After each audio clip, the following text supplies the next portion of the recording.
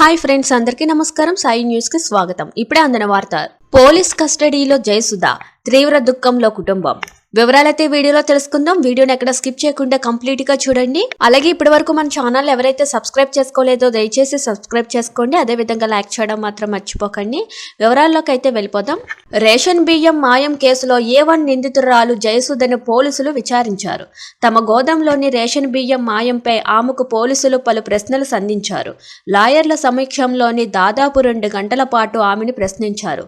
గోదాంలో నిల్వ ఉంచిన రేషన్ బియ్యం ఎలా మాయం అయ్యిందని, దాని వెనుక ఎవరున్నారని ప్రశ్నించారు.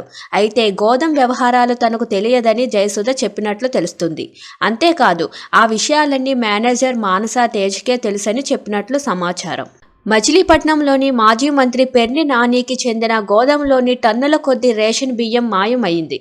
దీంతో పోలీసులు కేసు నమోదు చేశారు. నిందితులుగా పెర్ని కుటుంబ సభ్యులుగా గుర్తించారు. ఈ మేరకు నోటీసులు ఇచ్చారు. విచారణకు హాజరు కావాలని సూచించారు. అయితే అజ్ఞాతంలోనికి వెళ్లిన పెర్ని కుటుంబానికి కోర్టు ఊరట కలిగించింది.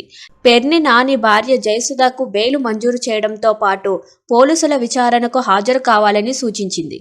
దీంతో తన లాయర్ సమక్షంలోని పోలీసుల విచారణకు హాజరయ్యారు. పోలీసుల ప్రశ్నలకు సమాధానాలు ఇచ్చారు.